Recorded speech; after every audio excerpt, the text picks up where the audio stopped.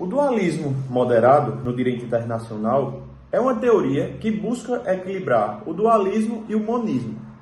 Ele reconhece que o direito internacional e o direito interno são sistemas distintos, mas permite que as normas internacionais, uma vez ratificadas, sejam aplicadas diretamente no ordenamento interno, desde que não contrariem a Constituição do Estado. Essa abordagem proporciona melhor flexibilidade, permitindo que os tratados internacionais, como os direitos humanos, sejam eficazes no direito interno, sem a necessidade de uma nova legislação, mas com respeito à soberania nacional e às normas constitucionais, eles respeitam isso. Na Constituição de 1988 do Brasil, o dualismo moderado na Constituição estabelece que, embora o direito internacional e o direito internos sejam sistemas distintos, são tratados internacionais, e especialmente sobre direitos humanos, que podem ser aplicados diretamente no direito interno, desde que não contrariem a Constituição. A ratificação desses tratados exige a aprovação do Congresso Nacional. Mas, uma vez ratificados, esses tratados têm forças normativas, especialmente os relacionados aos direitos fundamentais. Esse modelo busca equilibrar a integração no Brasil do sistema internacional. Como explicado anteriormente, o dualismo busca equilibrar a atuação dos poderes na interpretação da Constituição.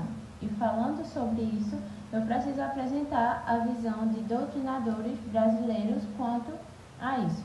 Irei agora citar 4. O primeiro é o Celso Antônio Bandeira. Ele critica o ativismo judicial e defende a autolimitação dos poderes, como também a não interferência excessiva dos juízes em decisões políticas. O segundo, que é o José Afonso da Silva, ele destaca o equilíbrio entre os poderes, que é essencial para a democracia.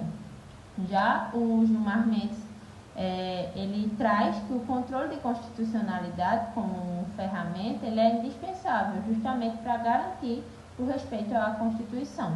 Já o Roberto Barroso, ele por sua vez defende que a interpretação constitucional ela deve nada mais nada menos do que promover a governabilidade.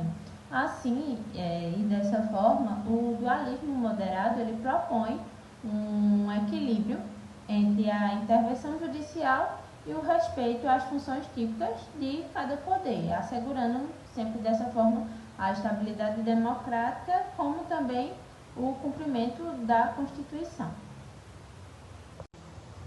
Partindo agora para o ramo jurisprudencial, que reflete o dualismo moderado como o equilíbrio entre a atuação do judiciário e o respeito às competências dos outros poderes. Vou citar aqui, começar citando a ADI 4.424, onde o STF ele reforça que a Lei Maria da Penha ele reconhece a atuação do Legislativo no combate à violência doméstica. Já na ADPF 45, que traz o assunto sobre o aborto, discutiu-se a autonomia do Legislativo, destacando justamente a cautela necessária ao Judiciário tratar sobre esses temas que são totalmente sensíveis. No recurso especial de número 574.706, que falava sobre a exclusão do ICMS da base do PIS, o STF ele abordou o equilíbrio federativo e a autonomia tributária, respeitando, obviamente, o pacto federativo sem comprometer a arrecadação entre os entes federados. E esses precedentes eles demonstram como o STF ele aplica o dualismo moderado, garantindo sempre a Constituição, sem comprometer também a separação e o equilíbrio entre os poderes.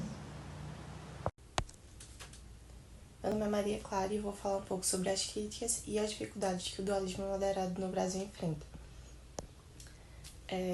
A primeira que eu vou falar é a dificuldade de implementação prática, porque o dualismo moderado ele pode dificultar a implementação de compromissos internacionais de maneira eficaz, porque ele exige uma transformação de tratados internacionais em normas internas por meio de um processo legislativo. E esse processo muitas vezes é demorado, burocrático e pode ser afetado por questões políticas internas. Como resultado, há um grande risco de os compromissos internacionais não serem cumpridos de forma adequada e tempestiva.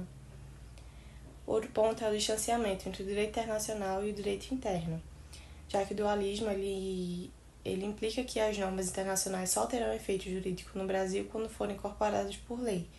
Isso pode gerar uma disjunção entre o direito internacional e o próprio direito interno, dificultando a adaptação desse país a normas novas ou convenções internacionais que exigem respostas rápidas. Esse distanciamento ele pode prejudicar a efetividade de acordos internacionais, como tratados de direitos humanos, meio ambiente, comércio e etc. A incompatibilidade com princípios do direito internacional ele pode ser também uma crítica porque o dualismo ele pode ser considerado incompatível com os princípios de primazia e eficácia direta, que norteiam o direito internacional, já que eles colocam uma barreira adicional para a implementação de normas internacionais no sistema jurídico nacional. Em situações em que a eficácia direta de um tratado internacional seria desejável, como no caso de tratados de direitos humanos ou de proteção ambiental, o dualismo moderado ele pode criar entraves legais. O risco de violação de obrigações internacionais pode ser, em alguns casos, o processo de incorporação de normas internacionais no direito interno pode até ser moroso ou mesmo bloqueado. Isso porque coloca o Brasil em um risco de violação de obrigações internacionais, já que o país não cumpriria os tratados e acordos que assinou até que a legislação interna seja adequadamente modificada.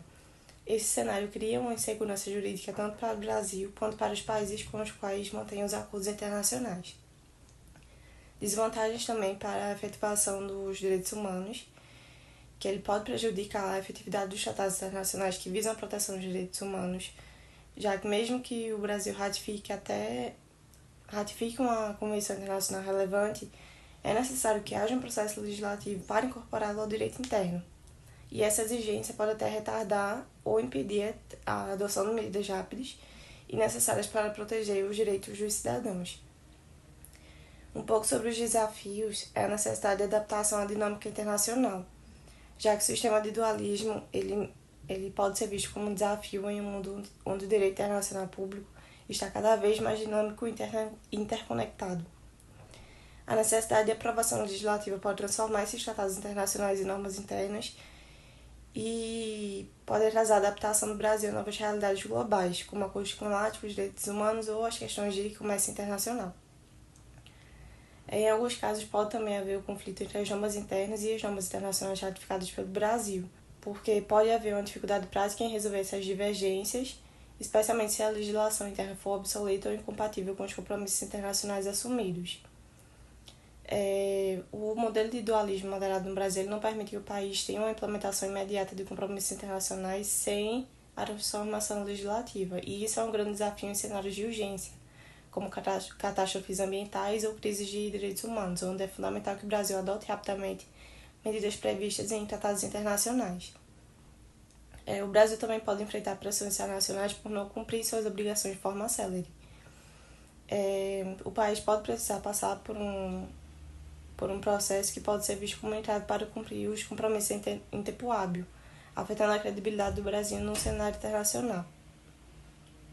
Ele também depende de uma ação política contínua para garantir que os tratados internacionais sejam incorporados adequadamente ao ordenamento jurídico interno. E se os governantes não tiverem consciência da importância desses compromissos internacionais, o país pode enfrentar dificuldades para cumprir suas obrigações no âmbito do direito internacional público.